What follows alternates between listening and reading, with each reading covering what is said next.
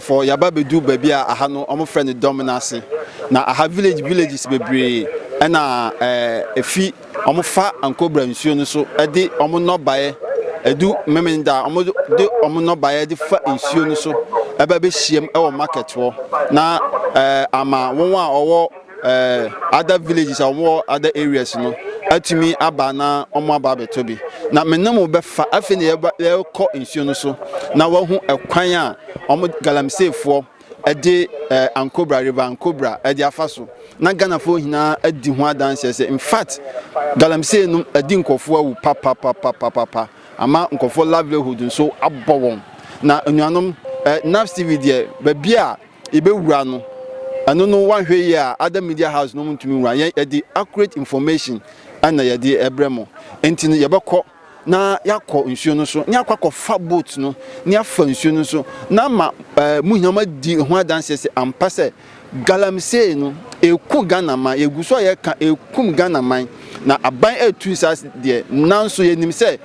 aban betumi aye more if sense information bebia yenya no enye ekwan ya se abanani amri ya obetumi afaso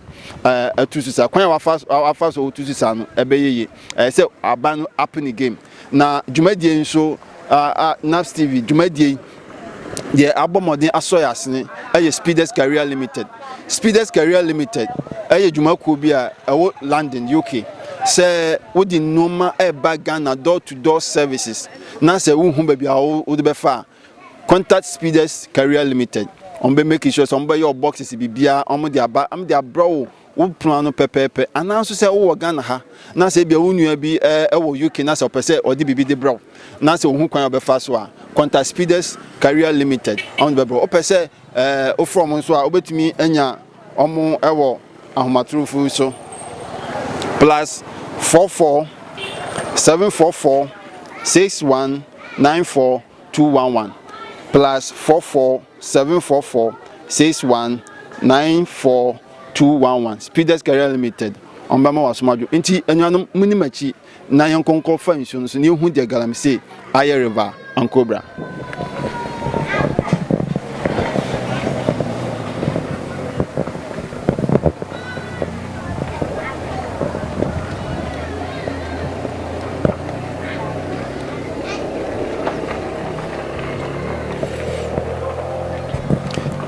And so in the hoka cry. Revan Cobra and a daho kakrai. Na yendun suna no crampo ujina ha utumuhu senior insue ani aje. Bonwa nkrasifo a omo wo ahai insue ya na omo sa ennom. kɔtɔ adwene nya dade hina no nsuo yi na ɔmo eyi efim na ma ebinom so anya bi de abɔ wɔn kwan sisi ɔmo se apɔtɔkrampo unhu bi wɔ nsuo mu esan sɛ chemicals ni galamsey adwuma nti no kyɛ sɛ natural way ɛwɔ nsuo no mu ɛnam ɛwɔ nsuo no mu hinara ɛwɔ anuanom nti mohwɛ sɛ ne nsuo yi ayɛ yi a na Ghana ban yɛwɔ anamɔ a ɛsɛ sɛ yɛtu sana yɛbɛfa nsuo no so na yakɔ no yɛnyɛ nua baako wɔ ha ɔno no ne livelihood nya wa spend wɔ ha sua no na ɔte nti ɔbɛka bibi ɛde afade yɛ kan sɛ bia ɛyɛ ntro sɛ ɛyɛ bosemuka ana sɛ ɛyɛ ntro bi ɛna yɛtwa menua good morning mo achio bacho odi sɛ yɛfa be Kwame Amankwa aha yɛ Naps TV UK yaba be adwuma kakra ɛwɔ nsuo yɛpɛ sɛ Ghana fo edi adanse sɛ sɛ yɛka Vancouver river ebinom wɔ Accra Kumasi ne Aburuche ne adade ɛyɛ na sɛ yɛka no mu fi sɛ bia o ɛyɛ bosemuka so nsuo yi na sɛ ya na anitie de daada papa yesu a yɛwɔ ha nyina nsuo ne yɛ kama paa ɛno an yɛsɛ bi dware yɛ papa mu ɛyɛ adwuma wɔ mu a otum sɛ obam kura kɔtɔ ne adwe ne adeɛ yɛ fisherman fo yɛ papa mu ɛno anom de ba akɔmahwɛ school nyina afɛ de galamsey ba yɛ papa sɛ obi obɛgye akyinye wɔ Ghana Aburuche sɛ yɛ boa ɛne wɔn hwɛ photo yi bi na galamsey ma sɛ wukwafuo mu kura gye sɛ ɔtɔ nsuo no akɔnom yɛ koko adwuma ne yɛ gye sɛ ɔkɔ sɛ nsuo ansa na ɔde kɔ spray koko enti ano ɔde ma yɛ paa ti aba moae enti wono nsuo no ano na watena wo nkwa na hina papa bɛgye koko afuo no haya na ne yɛtena enti bɛsɛ mfie bɛsɛ aduasa num deɛ ha na yɛte a yɛni problem biya na ɛso sɛ na deɛ yɛnya nsuo kora ne anom enti na kyɛ sɛ wo no nsuo no sɛne na ɛte de daada no wodi ho adanse pa wonim sɛ nsuo na nyɛ sei na tie no kwasɛm ne Nyankopɔn anim sɛ nsuo ne yɛ fitaa kɔtɔ adwen ukuta sɛ kura no abeyi na no de ko fufu ade yɛ papa no anom de hwe school na nɛ aponkyane kura nsuo nsuo no ama abebia obi bia sɛ ti aba mɛboae enti sisi ano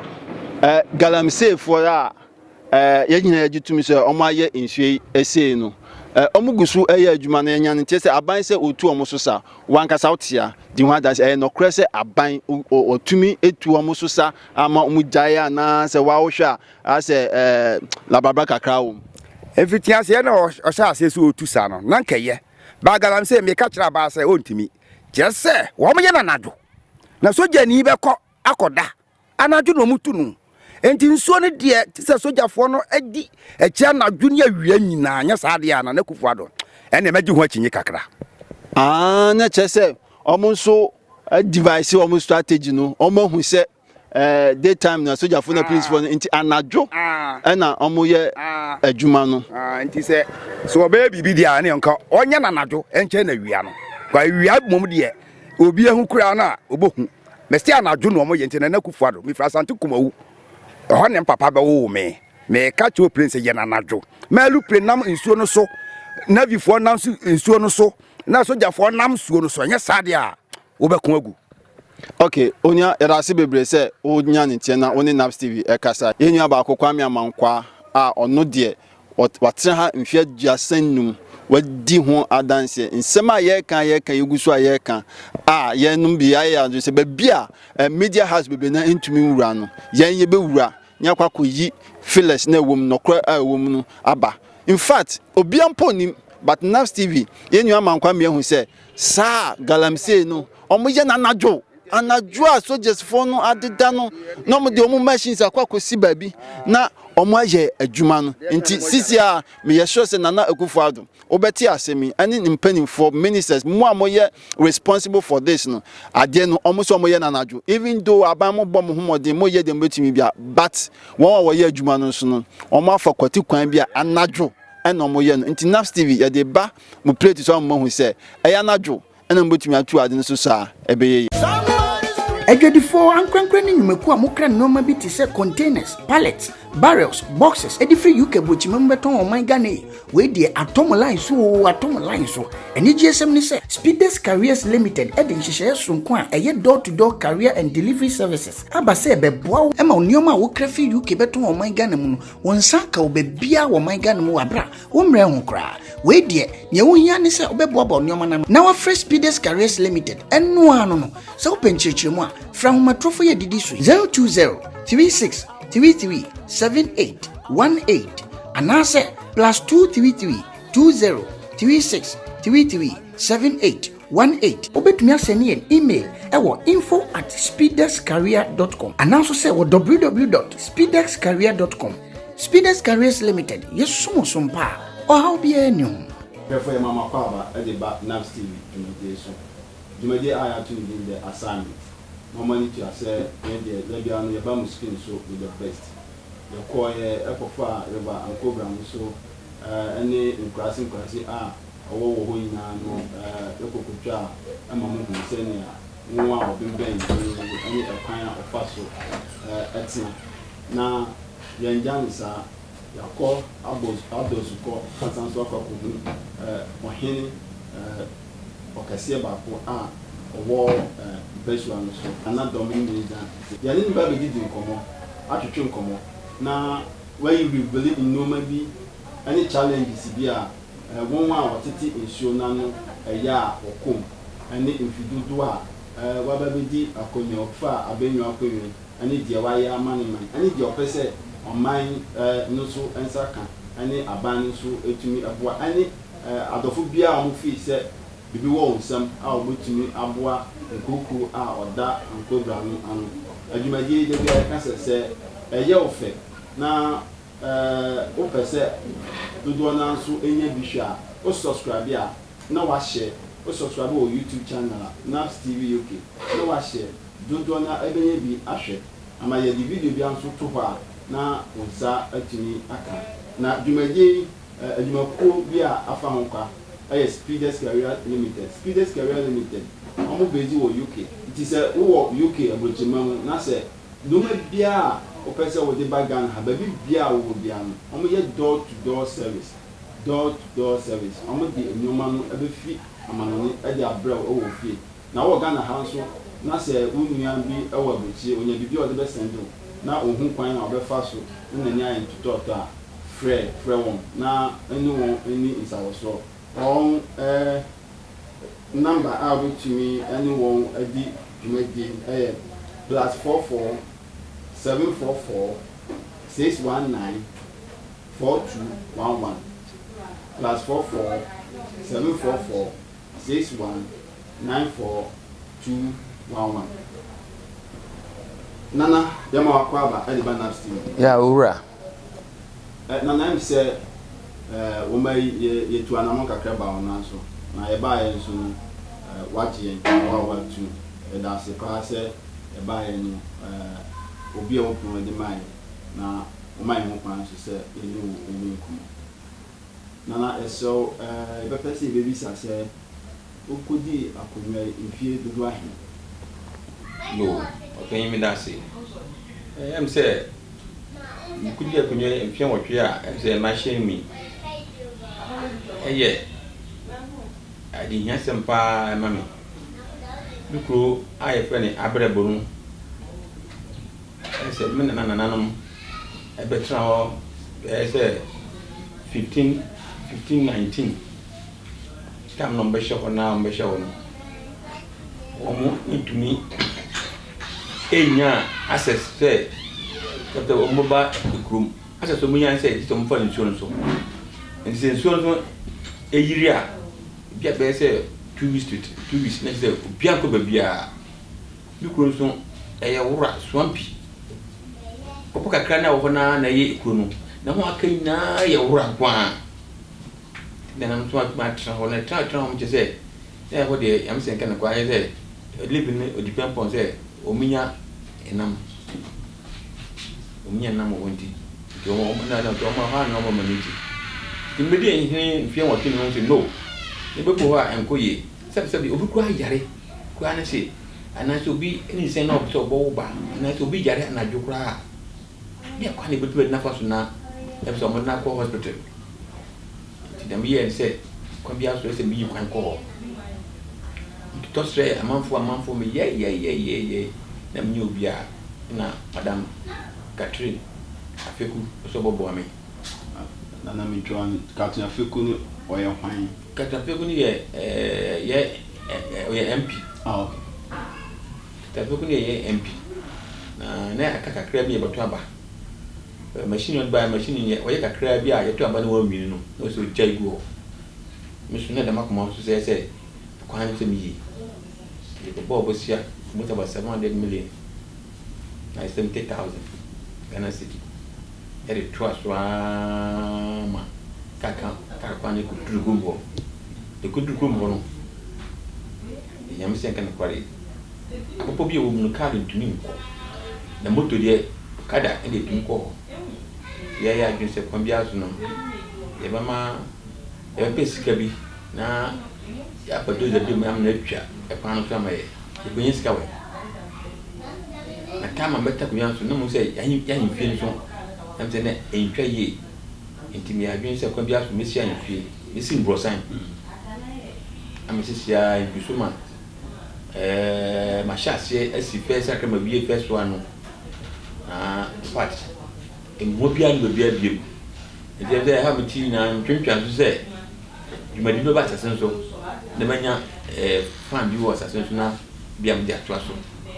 nti ha meti de akɔyɛ me dadwene pa tem bia me da na na me dwene sɛ menya emo bia fi baby ɛnsɛ bia bɔtumi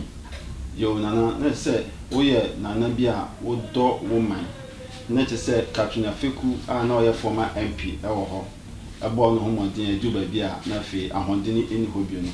wankasa wobɔ mɔden sɛ wankasa wode wahɔden ɛne wo manfoɔ ɛne wo sika ɛbɛyi kwan akɔ akɔto ekuro no na wokasɛm na kyɛ sɛ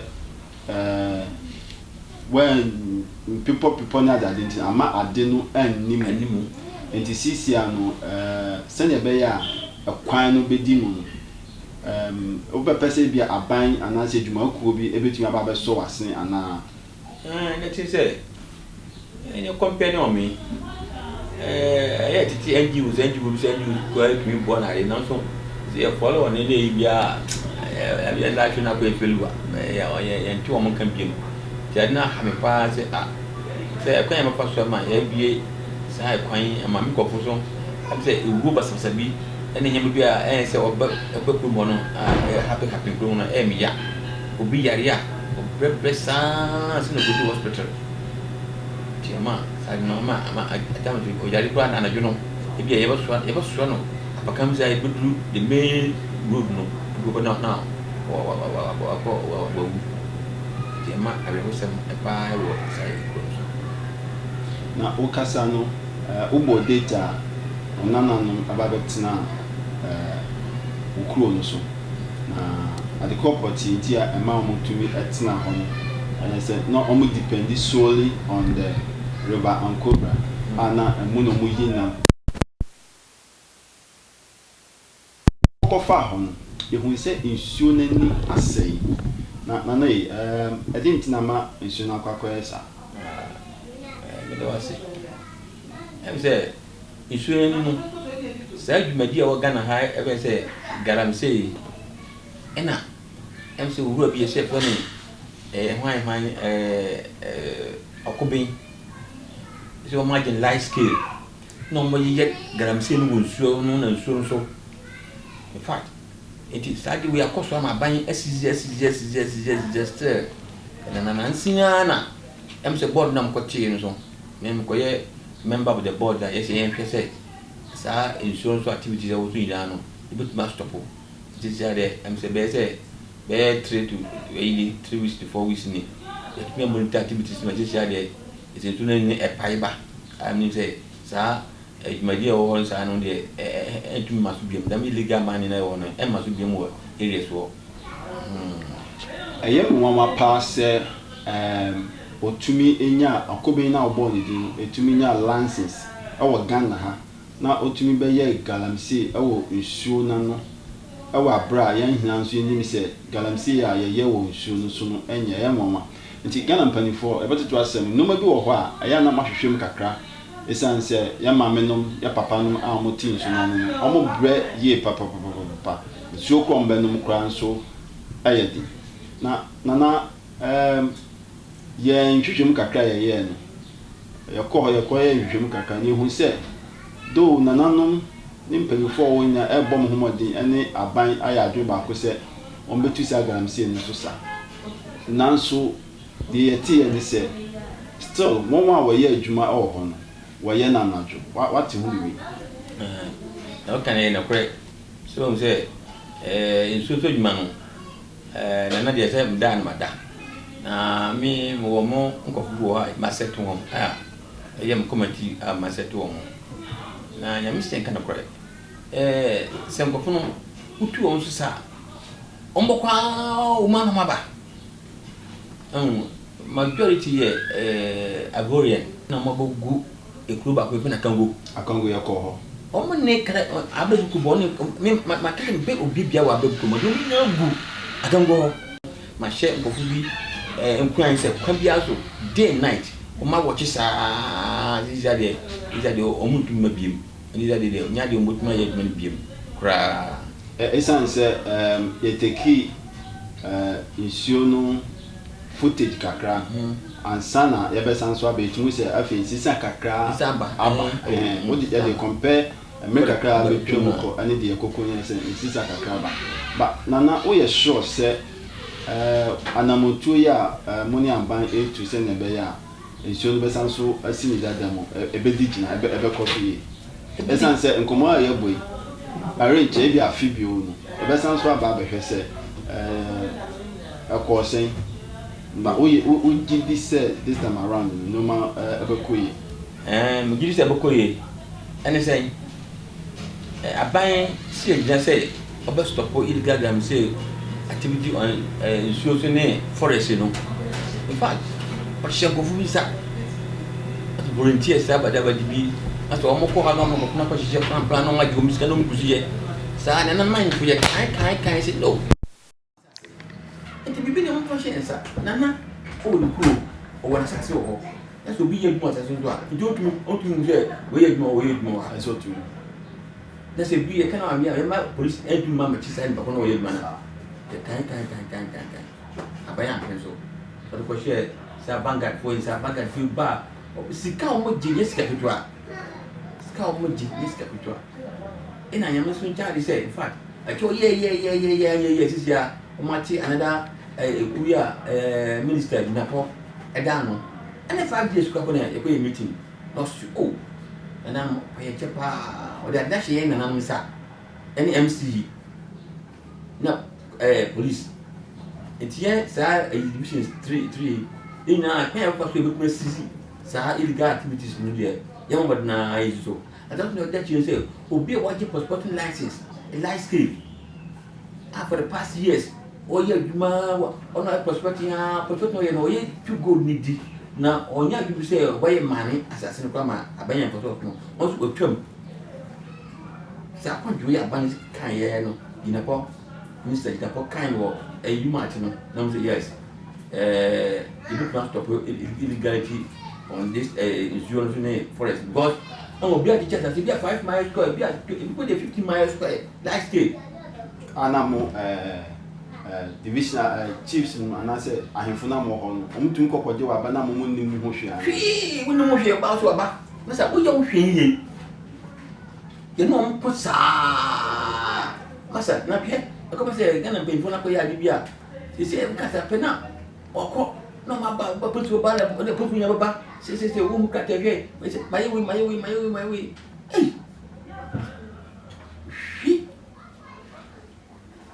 the mana no you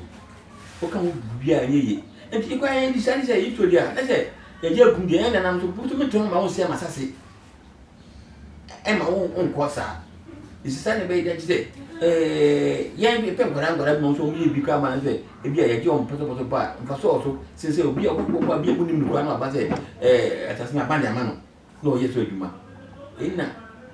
haya ma say yeah petition ye ya say you go na ko ba ya what do say bi waje prospecting license bia no ya dia e ba gina su ama na nanom am so kra ba ni je stop wo mu kra na look is any before this kwa na ko na me abada ye appointee or azim is my is any na shedura nya shase ko ye meeting concerning that I don't it time akina e betu na mountain bia ke say insurance one for first kai one e bia ntumi adwuma for yene nana edi nkomo bebre na abugina po yala ase na de nana de atu dwa na se wabo abaso betu anamo bi na e betu aso se enjai tuo na yene nananom na atena those days ntititi aba betwami yene nananom odale ekrobi abokobia odale omunum kwan a omufa so de online no efa so se ne be ya nkoda eba mpemfo eba obia bedi emra so na se yen aban a mumu ba mokoi aban de ye den a obeba obekọ nananom de omto woda na se bibi na mo ye na se mama nananom ehu na obi ni sikanti ni wotumi ababeje prospectus ba wotumi ababeje offense license bi na locals no enim hohwe eno an se omukwa na omukwa kose omusase na omukwa kose omudwumadi a omu edi ya beba nya to aso na ya to ankomodie no so ya beje nkranto ya ba Looking for a safe, reliable, and trusted courier service from UK to Ghana? You'll find everything you need and more to make the distance seem just that bit shorter with SpeedX Courier Services. Our reliable international delivery services are tailored to local conditions with unbeatable speed and value. Our ground operatives have expert local knowledge. Whether your items are sent by sea or air freight, we offer door-to-door courier services that are second to none. We believe in keeping things simple. Call and book, pack, collect, deliver. Pack your items, call and book, we collect and deliver. It's that simple. You can book delivery with SpeedX CS online, we'll do the rest. Don't just take our word for it. Our customers send millions of parcels, boxes, drums and containers every year from the UK to Ghana. And you can do the same. Contact us. Ajafoya mamu akwaba adiba the Assembly Mediation. Adani denya eyi our NAF TV UK television so. Iguswa any Nana Dominic Nenza the second. Divisional Chief of Kura Ablebu Iguswa any egin komo. Watuka kan se bebe amaye Husenia eko. Na ebe bisa nana isemfu abako menu bi ansana ya di dwumadi anu abenawe nana ya koye no ehun se insuo se nyansi aye apoto krampo ani na waka abebia anase insuo munam chemicals ne dwumadi omudi won insuo no so itumi se bibia asay na o mindful na omo depend solely on urban cobra for their livelihood and one ben and say odunfo bi pese obeboa o man na obepese obeso asini na waboa yo enda wasi say ade pa minya no mikrum ho a teme pepa ni pa bon water na sentemani abre kwan say pa bon water na enfane de e fa ne dako o that access jese yinya kwan no e kwan ni di mu a say cars in the you pipes na de kwa drea easy na hin for de pa car be fa na kwa drea no enti me kwan no e be first priority e wia asana pipe bon water se bi nipa be bonu abenya nkwa no anso aba e fi ho a ko e wutu hu school nti school na ho no akoba se enam se yenya access to AD school na have basa obi a pompeto de bakwa school ho na se be school kura go do PCS kura pa ntanse echechi no mfio kwa na school pa na efe enti adipa ehia pa ene ekwan no to so mienu ani insuo miensa ene yesuku damasipi yo na na enjoy that okay I have for baba mbe sanso ati en kan bi on TV okay bye bye bye